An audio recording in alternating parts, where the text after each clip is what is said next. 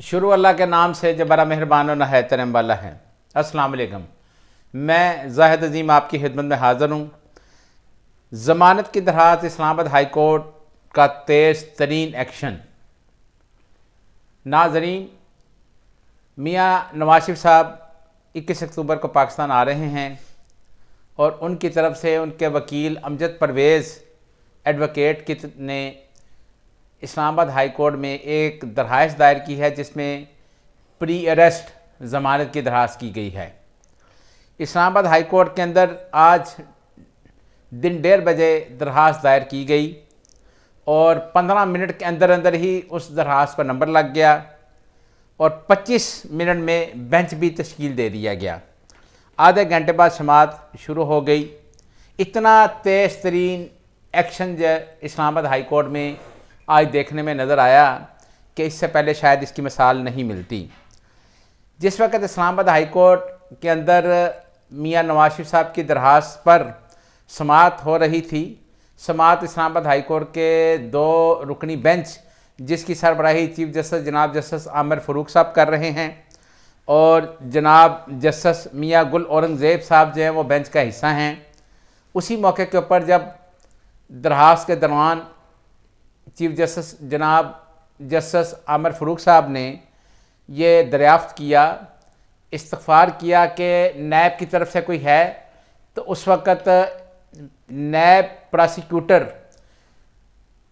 बिन बुलाए Islamabad high court के अंदर पहले से ही मौजूद थे, यानी जिनको कोई समन जारी नहीं किए गए थे, ना ही उनको बुलाया गया था, लेकिन उसके बावजूद वो तयशुदा प्रोग्राम के तहत पहले से ही इस्लामाबाद हाई कोर्ट के अंदर मौजूद थे और इस मौके के ऊपर उनको रोस्टरम पर बुलाकर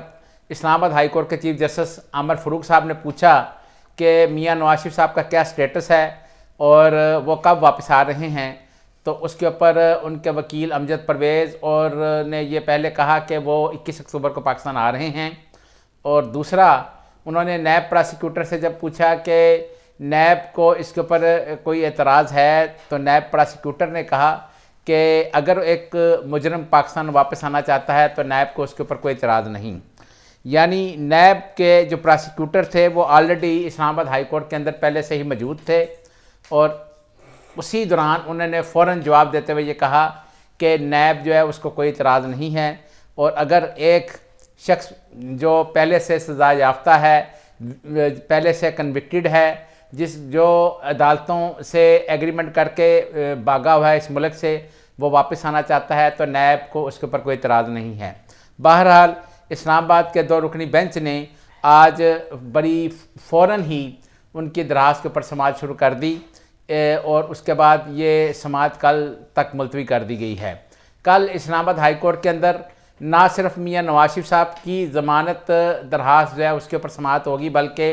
इमरान खान साहब जो हैं उनकी दरख्वास्त ज़मानत भी दायर हुई है, उसके ऊपर भी समाअत होगी। इमरान खान साहब की जो दरख्वास्त ज़मानत है उसके ऊपर जो 2 रुकनी बेंच बना हुआ है उसमें चीफ जस्टिस जनाब जस्टिस आमिर फ़ारूक साहब और जनाब जस्टिस अब्दुल सत्तार साहब जो हैं वो उसमें शामिल हैं और मियाँ साहब की जो दरख्वास्त ज़मानत है उसमें हम पहले आपको बता चुके हैं कि जस्टिस आमिर फ़ारूक साहब और जनाब जस्टिस गुल औरंगज़ेब साहब वो उसमें शामिल हैं। कल अब दोबारा इसके ऊपर अदालत ने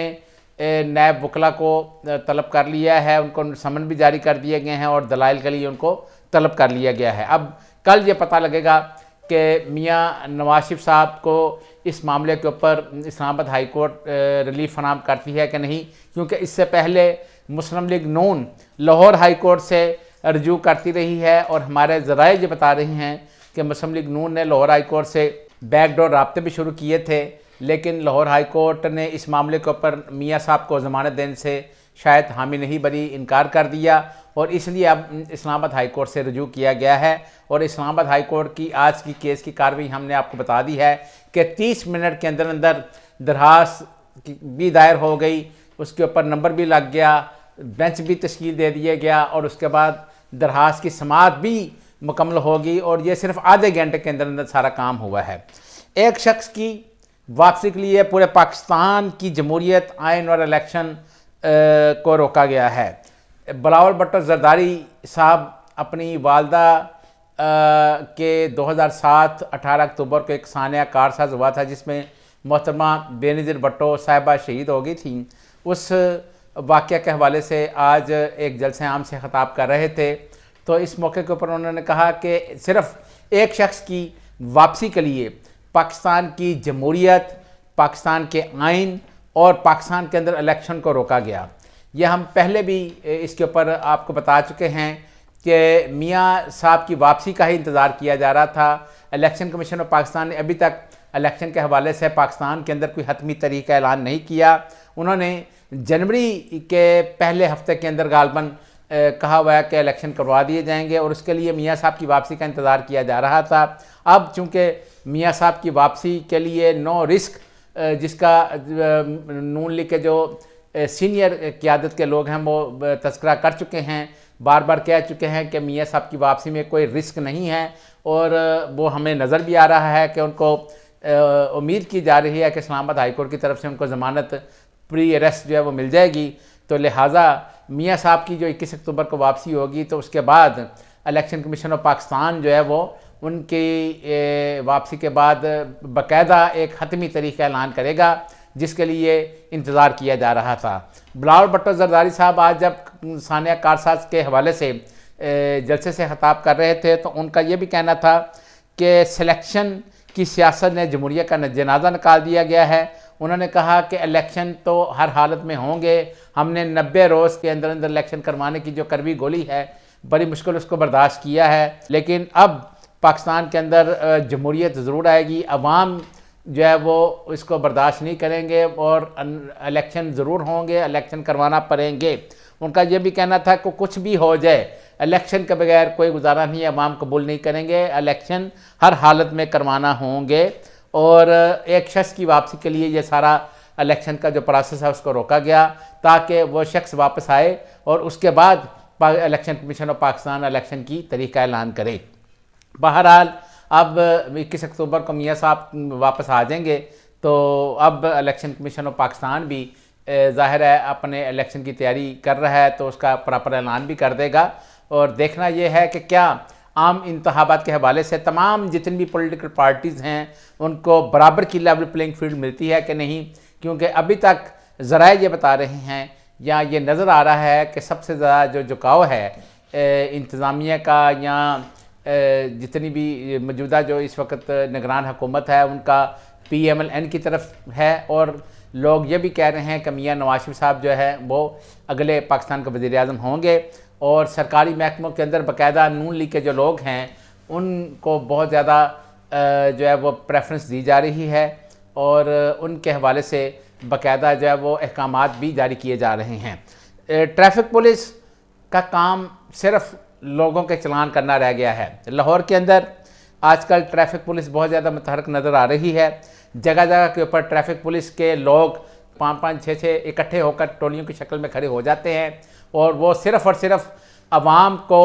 रोककर और मोटरसाइकिल वालों को रोककर उनका चलान करने के अलावा कोई काम नहीं कर रहे। उनको कोई ख्याल नहीं है कि ट्रैफिक किस तरफ जा रही है, ट्रैफिक फंसी हुई है। उनकी सिर्फ तवज्जो सिर्फ इस चीज़ के ऊपर है कि ज़्यादा से ज़्यादा चलान किए जाएँ और ज़्यादा से ज़्यादा आवाम को परेशान किया जाए। इसी तरह हमने देखा है कि गरीशो जो चौक है वहाँ पर भी बाकायदा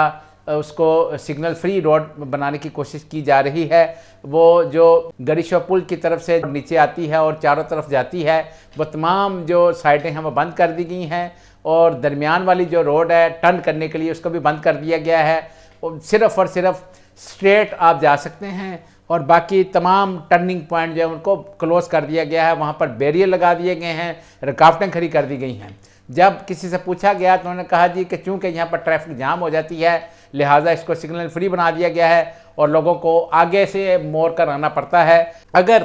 ट्रैफिक पुलिस वालों को ये ट्रैफिक निकालने में दिक्कत आती है और वो चाहते हैं कि ये पूरे